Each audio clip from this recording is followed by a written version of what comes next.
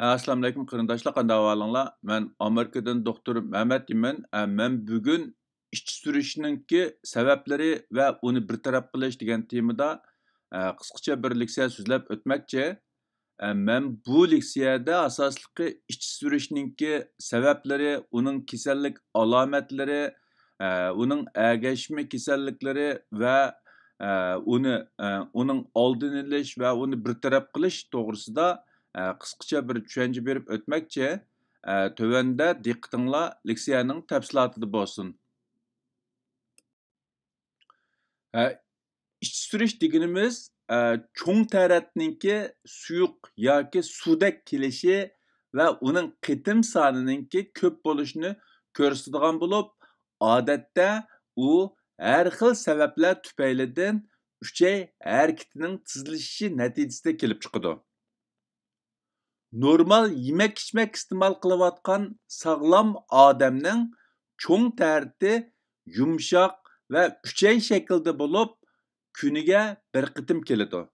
Alayda ahvolda kuniga 2 qitim yoki 2 kunda bir qitim kelishi mumkin. Agar cho'ng tarat qitim soni kuniga 3 qitimdan ortiq bo'lsa, ham shundaqla cho'ng tarat suyuq yoki suvdek bo'lsa, u ichki surish hisoblanadi. Ko'pincha ahvolda ichki surish 1-2 kun ichida o'zligidan yaxshi bo'lib ketadi. Agar ichki surish 3 kundan ortiq davom qilsa, u holda ichki surish boshqa kasalliklarning kasal alomati bo'lishi mumkin. Ya'ni bu xildagi ichki surish, ya'ni 2-3 kunda yaxshi bo'lmagan ichki surish normalda ma'lum kasal sababidan kelib chiqqan yoki ma'lum kasalning kasallik alomati sifatida mavjud bo'lgan ichki surish bo'lib, odatdagi oddiy ichki surishdan farqli bo'lishi mumkin. Ichki surish odatda jiddiy xarakterlik ichki surish va osta yoki so'ralma xarakterlik ichki surish deb ikki cho'ng turga ayriladigan bo'lib, osta yoki so'ralma xarakterlik ichki surish necha hafta davom qilishi mumkin. Ichki surish yolg'iz yuz berishi mumkin yoki ko'ngli aynish, qusish, qo'saq og'rish qatorliq boshqa kasallik alomatlari bilan birga yuz berishi mumkin. Undaqda ichki surishni qandaq sabablar keltirib chiqardi yoki ichki surishni keltirib chiqargan omillar qaysilar degan vaqtida uchay harakatini tezlashtiradigan har qandaq omil ichki surishni keltirib chiqaradigan bo'lib, tövəndəki omillar ichki surishni keltirib chiqaradigan ko'p uchraydigan omillar hisoblanadi. Birinchisi, qo'l va yemek-içmekning tozaligi yaxshi bo'lmasligi. İchki surishni paydo qiladigan eng ko'p uchraydigan omillarning biri. Ikkinchisi, yegan tomoq yaxshi hazm bo'lmaslik. Uchinchisi, yangi muhitga moslashmaslik yoki suyi xil kelmaslik. To'rtinchisi, yemek-içmekdan zaharlanish, buzilib qolgan yoki bulg'angan tomoqni iste'mol qilish. Beshinchisi, bakteriya bilan yuqumlanishdan kelib chiqqan uchay yollig'i. Oltinchisi, virus yuqumlanishdan kelib chiqqan uchay yollig'i. Yettinchisi, har xil parazit qurt bilan bulg'angan suvni ichish. Sakkizinchisi, ba'zi dorilarning aks ta'siri. To'qqizinchisi, sut qatorliq ba'zi yemek-içmeklarga reaksiya qilish. 10-si, antibiotik dorilarni qalayimqon ishlatish sababidan uchaydagi hazm qilishga yordam beradigan bakteriyalar orasidagi tangpungliqning buzilishi. 11-si, ba'zi metabolizmlik binormallik va yoki metabolizmlik kasalliklar. 12-si, uchay raki qatorliq ba'zi rak kasallari. 13-si, uchayning bir qismi yoki o't haltisini kesib elivitish operatsiyasidan keyin ba'zi kishilarda ish surish kelib chiqishi mumkin. Mana bular ish surishni keltirib chiqadigan kasalliklar yoki ish surishni keltirib chiqadigan omillar. Albatta, buningdan boshqa ba'zi konkret omillarmi ish surishni keltirib chiqarishi mumkin, ammo yuqorida men deb o'tgan 13 xil ahvol odatda ish surishni keltirib chiqaradigan eng ko'p uchraydigan omillar hisoblanadi. Undaqda ish surish bilan birga ko'riladigan kasallik alomatlari nimalardan iborat? Ya'ni biz ishimiz surgan vaqtida qaysi xil alomatlar bu ish surish bilan birga keldi degan vaqtida odatda ish surish bilan birga keladigan kasallik alomatlar har bir odamda farqli bo'lishi mumkin. Ya'ni bir odam bilan bir odamniki o'xshamasligi mumkin. Birinchisi ish surgan odamlarda ko'riladigan boshqa yondosh alomatlarning birinchisi qo'saq og'rish, oshqozon og'rish yoki qo'saq chinqilish, qo'saq ko'pish. Ikkinchisi ko'ngli aynish, ko'ngli ilishish, qusqisi kelish yoki yondirish. Uchinchisi qizish yoki badan temperaturasi normaldan yuqori bo'lish. To'rtinchisi cho'ng taratda qon kelish yoki qon aralash cho'ng tarat kelish. Beshinchisi cho'ng taratni kontrol qilolmaslik. Oltinchisi badanda ko'p miqdorda suyuqlik yo'qolish, ya'ni badan suvsizlanish.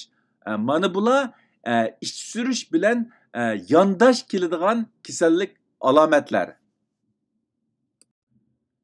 Undaqda bu ish surishninki oqibatlari nima? Ya'ni ish surish uzunga davom qilgan vaqtida yoki vaqtida bir taraf qilmagan vaqtida qandoq oqibatlar kelib chiqadi degan vaqtimizda badanning suvsizlanishi va elektroid moddalarning qalaymaqon bo'lishi ish surishninki eng ko'p uchraydigan ig'ir va yomon oqibati bo'lib, uning kasallik alomatlari tovandikicha.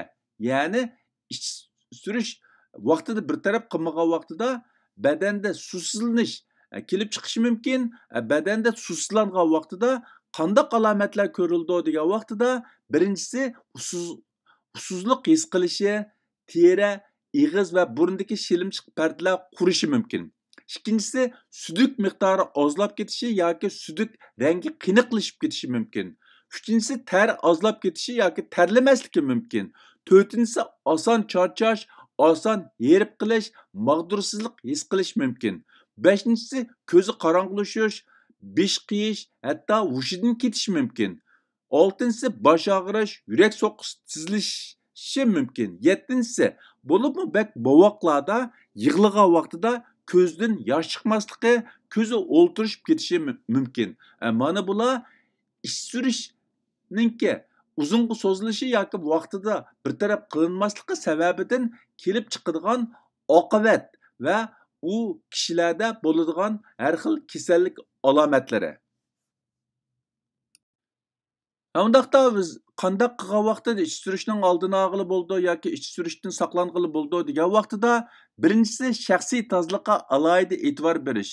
Tomoq yeyishdan burun cho'qim qo'lni pokiz yuvish. Ikkinchisi ishib qolgan tomoqni iste'mol qilgan vaqtida cho'qim uni to'liq qizitib iste'mol qilish.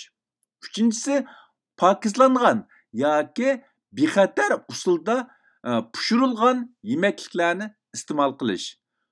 To'rtinchisi parazit qurut, bakteriya yoki virus bilan yuqumlangan yemek-ichmakni iste'mol qilmaslik. Beshinchisi pishiq yemekliklarni xom yemeklik va boshqa narsalar bilan birga saqlamaslik. Yemek-ichmakning bulg'anishidan saqlanish kerak. Oltinchisi pokizligi va yoki buzilib qolmaganligi jazmlashmagan yemek-ichmaklarni iste'mol qilmaslik kerak. Yettinchisi antibiotik dorilarni qalaymaqon ishlatmaslik kerak. Agar biz bularga diqqat qilsak, balkim biz ish surishning oldini ala olishimiz yoki undan saqlana olishimiz mumkin.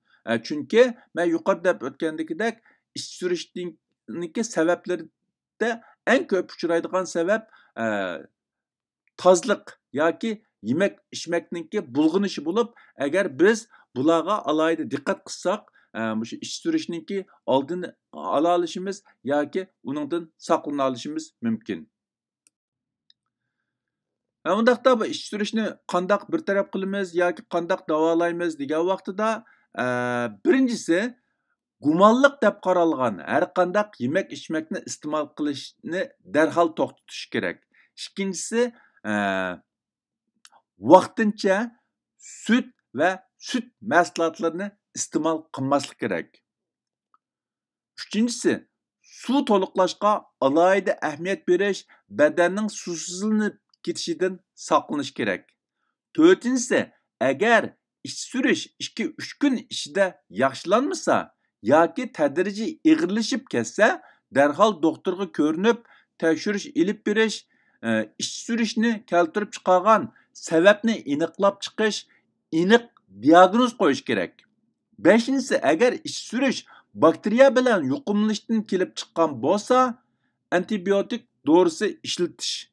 Agar ish surish virus bilan yuqumlanishdan kelib chiqqan bo'lsa, yaxshi orom olish bilan birga kasal alomatlarga asosan davolash ilib berish kerak. Ya'ni faqatla kasal alomatlarni yengiltadigan, odamni rahat qiladigan dorilarni ishlatsak, ish surish virus keltirib chiqargan ish surish bir necha kundan keyin o'zi yaxshi bo'lib ketadi. Oltinchisi, ish surishni keltirib chiqargan kasalni tepib chiqib, uning qarta davolash ilib berish kerak. Ya'ni bu ish surish boshqa kasalliklarningki kasallik alomati, agashim kasallik alomati bo'lgan vaqtida biz oldi bilan shu kasalni davolasak, ish surishmi shuningga agishib saqib ketadi. Ish surishning sabablari va uni bir taraf qilish degan bu qisqa leksiyani mishada oxirlashtirmoqchi. Hammanglarning diqqat berganinglar ko'pdan ko'p rahmat. Alloh hammamizni salomat qilsin.